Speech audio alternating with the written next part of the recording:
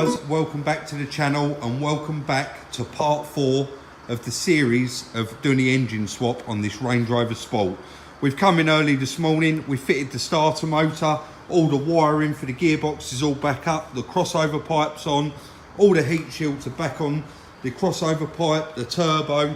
So we're just going to get Chris's truck in now, get it lined up, get it ready, get that hanging off the IAB. We're then going to have to move the chassis over so that we can get the engine sitting over the top of the chassis and slowly lower that in. I will be putting it on time lapse for quite a while once we get to that stage, and you'll see us plonking it onto its mounts, and then I will come back and talk you through what we're doing and what the plan is for the rest of the day.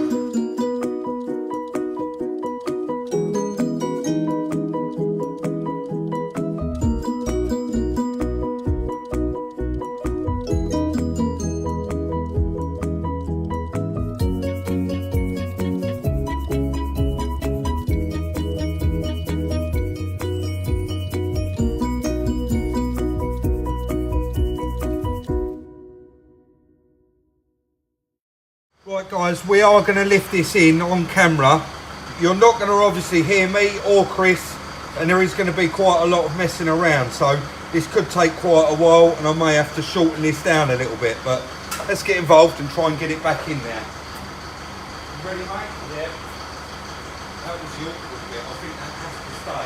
That has to go through there. Yeah. But we can worry about that. Yeah, we'll get it near again.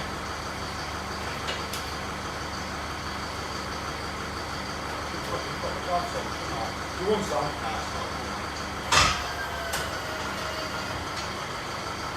Yeah. Yeah? Yeah. Start going over.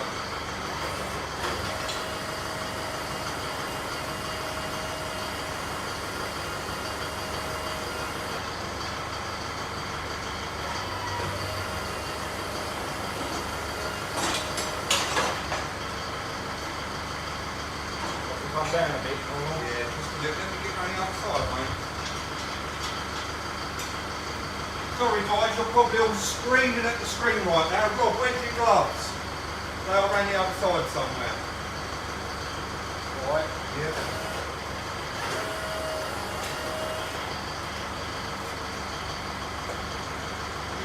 Yeah. We need to bring the chassis a little bit further away, I think. As that comes down, the engine will go that way. Come down a bit, alright? Yeah, you want to come forward a little bit more now. That one's coming on its side.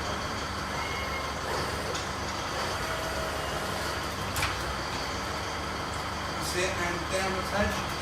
Stop there. Well, just. That's it. I'm sitting right on top of the mount. Yeah, I'm not far out. As it goes, it's got to come this way. How's that steering looking? Yeah, it's in the right place. What's got to come what way, Chris? Sorry, mate. The gearbox. As it comes down, that's it. Put your fingers and come down, yeah? Alright. Yeah.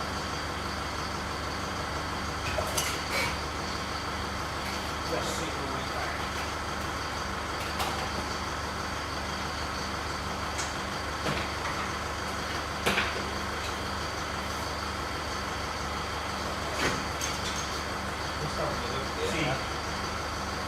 It's in on the back. Just having a look here, there's a bit of wiring.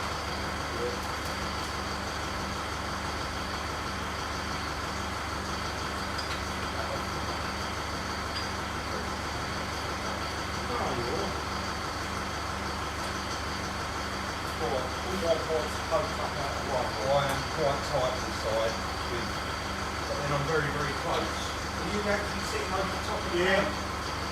Straight down, yeah? No, I'm going to get a bar. I'll just bar this side over, so I've got a couple of bits here. Yeah, back's in. Yeah, go down a tad.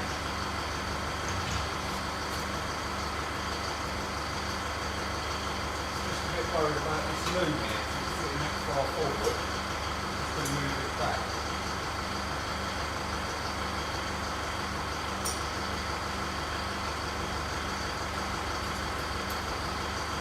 Righto, mate. Yeah, I'm not quite. I'm a little bit out. Where do you want to go? On the bar, Where do you want to go? What? The whole engine wants to come backwards a bit. Let's go that way. I can't come in anymore though. And Rod, got a bit of bar in there though. Should be a bit of bar. If you want to kind of come back, okay? Yeah, it's backwards a bit. Yeah. Can I do it with the bar or do you want to try and this one?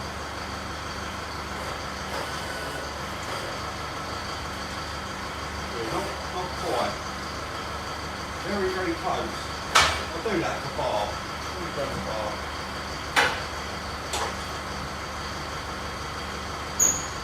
You've gone too far now. What? Sorry mate, Gone too far. What's that forward looks all right? is it? Have a look.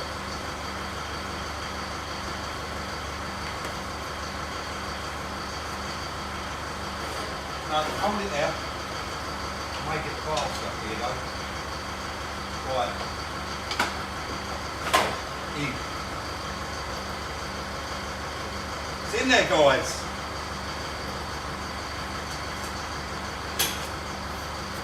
That was quite nice to do actually, show us putting that in there. Just going to move you over it. It's very, very tight as you can see. And the engine mount is just down in that hole there, you see. You've literally got to line those pins up. And obviously we've got all the props off as well. So you've just got to be really careful. And obviously we've got that same mount down Chris's side, but it's a lot easier to get to. And you can see it quite clearly. So we've got it in there now, guys. We're going to get it bolted down. And then we'll probably flick over to time lapse and get stuck in, start getting that all bolted back down, get the exhaust on. There's plenty to be getting on with.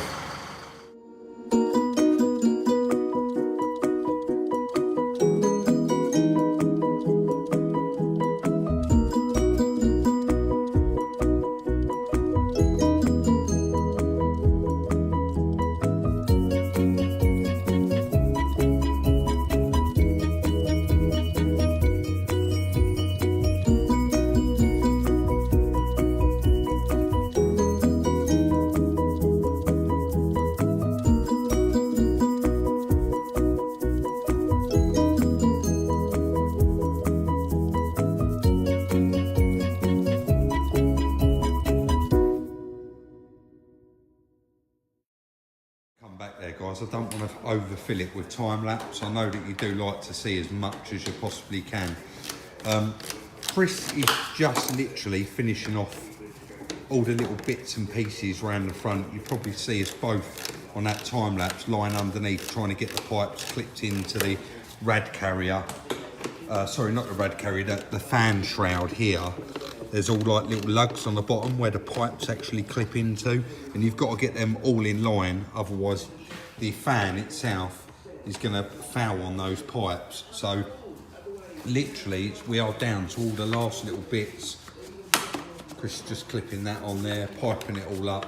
I thought I would make a note of down here, guys. I'm going to put a light on why we coupled the gearbox up with the engine before we put it back in the car and the starter motor. As you can see, guys, look how tight that is in there. And we actually had to remove that to get the bolts out of the torque converter to separate the pair. So it just made so much sense to stick it back in as one unit. It did make sense to take it out as one unit, but we now know it would have been a lot easier if we did do that, but we didn't. Like I said, we're just going to go around now, finish up the last little bits. All the earths are back on, the wiring harness is all sitting there where it should be. We've plumbed up as much as we possibly can, just to prevent when we get under the bonnet, once we lower it back down, there'll be a lot less to do. We know from previous experience doing it, what we can connect back up, what we can leave disconnected, etc. So we're just going to literally button this up. I'm not going to put it on time lapse again. I'm just going to put the phone down. We're going to get on, get it all done up, Then we're just going to quickly run round, check everything that we've done this morning, check all the bolts. We need to prop it up, tighten up these four-wheel drive prop bolts.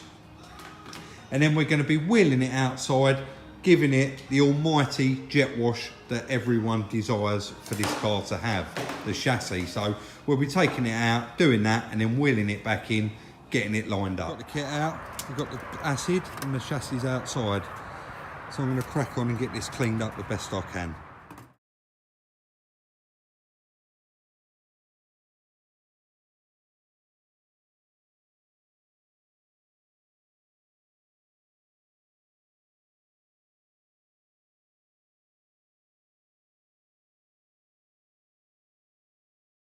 Guys, when I first put out the video about the Range Rover and my brother wrecking it, quite a lot of you did show a real interest and say, Rob, we'd love to know, you know, what caused the damage, what got locked up on the engine, and basically where it got sucked in and how it happened.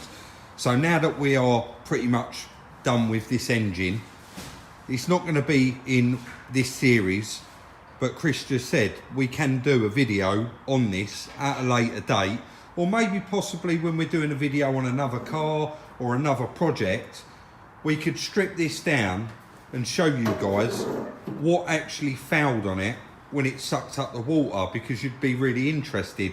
And because there's not actually any holes in the block of this engine still does have a value.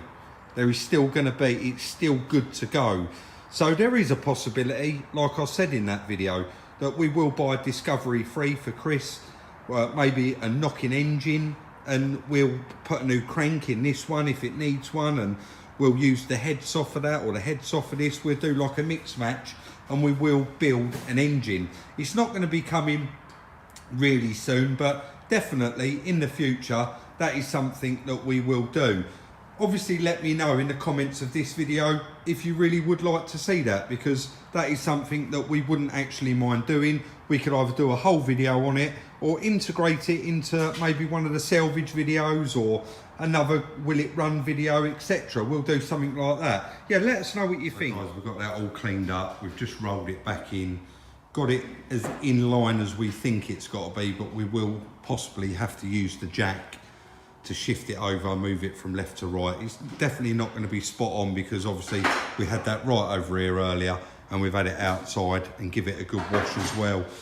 Quite a lot of you, when we done the last rebuild, really wanted to see this chassis all cleaned up. I mean, it's nowhere near perfect. I didn't want to hit all the electrics and plugs with a jet wash, so I've just gone round it with a bit of truck wash. There was a bit of grease on the back of the gearbox, that's all gone. I went round it with a bit of truck wash, poured it all over it, let it soak in for a good 10 minutes, and literally just rinsed it off. I just didn't want to hit it too hard. We've got like these electrical plugs here. I'm going to have to blow all these out with the airline before obviously they'll get plugged back in, because now they're quite wet. My little cup's doing well, it's still there. Hopefully that'll be full up when we take it off, and saves it going all over the floor. But I know the light's not brilliant, but I think you would agree that the chassis is certainly in a lot cleaner shape now that we've given it a good wash. There was quite a lot of mud on there, and if you remember down here where it had been, the front end of it had been in that lake.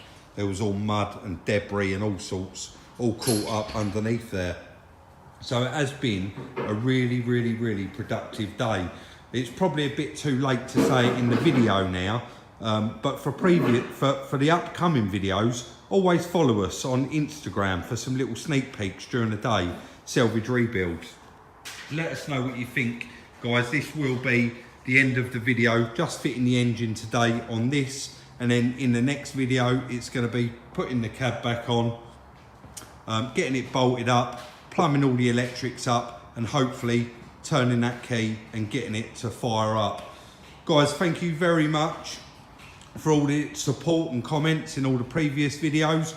Me and Chris would like to say a massive Merry Christmas and a Happy New Year to each and every one of you, and thank you very much for your support. I'd like to thank everybody personally that has recently purchased and previously purchased the merchandise. There's been quite a lot sold and it really does help us out, and we really do appreciate it.